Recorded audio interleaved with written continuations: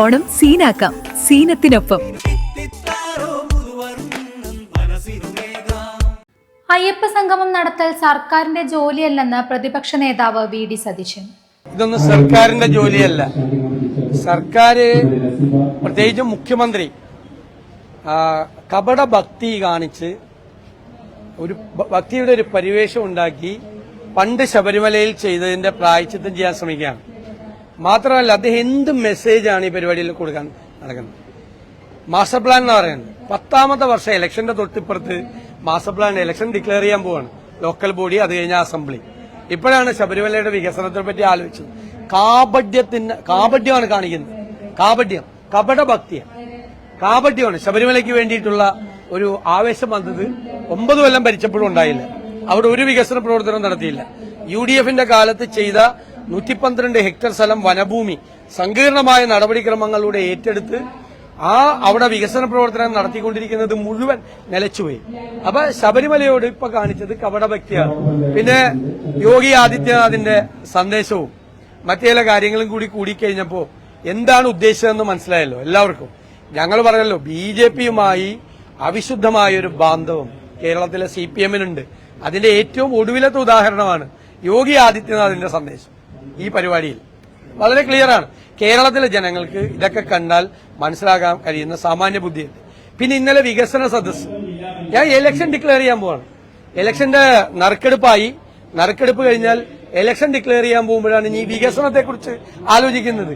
എന്തൊരു മൗഢ്യമാണ് അത്! മര്യാദയ്ക്ക് ലോക്കൽ ബോഡികൾക്ക് പൈസ കൊടുത്തിട്ടില്ല. ലോക്കൽ ബോഡികളെ ശ്വാസം മുട്ടിച്ചു കൊന്ന ഗവൺമെന്റാണ്. എന്നിട്ട് അവിടെ നിന്ന് തന്നെ പൈസ എടുത്തിട്ടുണ്ട് വികസന സദസ്സ് നടത്താൻ വേണ്ടി നടത്തുന്ന ശ്രമം. എന്നിട്ട് പ്രതിപക്ഷത്തെ പരിഹസിക്കുകയാണ്. മുഖ്യമന്ത്രിയാണ് പരിഹാസപാത്രമായി ജനങ്ങളുടെ മുമ്പിൽ നിൽക്കുന്നത്. ഇപ്പൊ കോൺക്ലേവ് നടത്തുന്ന ബഹളമാണ്. അവസാനമായപ്പോ ഇതൊക്കെ തുടക്കത്തിലല്ലേ, ഗവൺമെന്റ് അധികാരത്തിൽ വരുമ്പോഴല്ലേ എന്ത് ചെയ്യണം, എങ്ങനെ ചെയ്യണം, ആരോഗ്യരംഗത്ത് എന്ത് ചെയ്യണം, വിദ്യാഭ്യാസ രംഗത്ത് എന്ത് ചെയ്യണം, തീരദേശത്ത് എന്ത് ചെയ്യണം, മലയോരത്ത് എന്ത് ചെയ്യണം, പട്ടികജാതിക്കാർക്ക് പട്ടികവർഗക്കാർക്ക് എന്ത് ചെയ്യണം, കർഷകർക്ക് എന്ത് ചെയ്യണം എന്ന് ആലോചിക്കണത്. ഇത് പോയി ഇനിയിപ്പോ ഇവരെ ആലോചിച്ചിട്ട് കാര്യമില്ലല്ലോ. ഇതൊക്കെ ഈ ആളുകളെ കബളിപ്പിക്കുകയാണ്. ഇക്കണക്കിന് ഇത് എന്തൊരു കമ്മ്യൂണിസ്റ്റ് പാർട്ടിയാണ്! യഥാർത്ഥ കമ്മ്യൂണിസ്റ്റുകാരെ തലയിൽ കൈവയ്ക്കുകയാണ് ഈ കമ്മ്യൂണിസ്റ്റ് പാർട്ടിയെ കണ്ടിട്ട്. കാരണം ആദ്യം അയ്യപ്പ സംഗമം പറഞ്ഞു, അപ്പൊ പേടിയായി, അപ്പൊ ന്യൂനപക്ഷ സംഗമം. ഇനി ഓരോ മതത്തിന്റെയും സംഗമം നടത്തട്ടെ. ഹിന്ദു മഹാസംഗമം, ഇസ്ലാം സംഗമം, ക്രൈസ്തവ സംഗമം. ഞാൻ പറഞ്ഞില്ല, ഇവര് തീവ്ര വലതുപക്ഷ പാർട്ടിയാണ്. ഇവരൊരു കമ്മ്യൂണിസ്റ്റ് പാർട്ടി പോലെയല്ല. യഥാർത്ഥ കമ്മ്യൂണിസ്റ്റുകാരോട് ഈ പ്രാവശ്യം UDFന് വോട്ട് ചെയ്യും. മുഖ്യമന്ത്രി കപടഭക്തിയുണ്ടാക്കി പണ്ട് ശബരിമലയിൽ ചെയ്തതിന്റെ പ്രായശ്ചിത്തം ചെയ്യാൻ ശ്രമിക്കുകയാണ്. അയ്യപ്പ സംഗമത്തിലൂടെ മുഖ്യമന്ത്രി എന്ത് സന്ദേശമാണ് നൽകുന്നത്? മാസ്റ്റർ പ്ലാൻ എന്നാണ് പറയുന്നത്. തിരഞ്ഞെടുപ്പിന്റെ തലേന്നാണ് മാസ്റ്റർ പ്ലാനിനെ കുറിച്ചും ശബരിമലയുടെ വികസനത്തെക്കുറിച്ചും ചിന്തിക്കുന്നത്.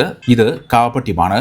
9 വർഷം ഭരിച്ചപ്പോഴും ശബരിമലയുടെ വികസനത്തിനു വേണ്ടി ഒന്നും ചെയ്യാത്തവരാണ് ഇപ്പോൾ ആവേശം കാട്ടുന്നത്. UDFന്റെ കാലത്ത് സങ്കീർണമായ നടപടിക്രമങ്ങളിലൂടെ ഏറ്റെടുത്ത 112 ഹെക്ടർ വനഭൂമിയിലെ വികസന പ്രവർത്തനങ്ങൾ പൂർണ്ണമായും നിലച്ചു. ശബരിമലയോട് ഇപ്പോൾ കാട്ടുന്നത് കപടഭക്തിയാണ്. യോഗി ആദിത്യനാഥിന്റെ സന്ദേശം കൂടിയായപ്പോൾ എന്താണ് ഉദ്ദേശിച്ചതെന്ന് എല്ലാവർക്കും മനസ്സിലായെന്നും അദ്ദേഹം പറഞ്ഞു. മെമ്പർമാരുടെ നിക്ഷേപങ്ങൾക്ക് ഉയർന്ന ലാഭവിഹിതം നൽകുന്ന കേന്ദ്ര സർക്കാർ സഹകരണ സ്ഥാപനം Bharat Lajna multi state housing cooperative society limited, Parappur road, Kottakkal. Phone 9946999976. ഈ ഓണം സീനാക്കാം സീനത്തിനൊപ്പം.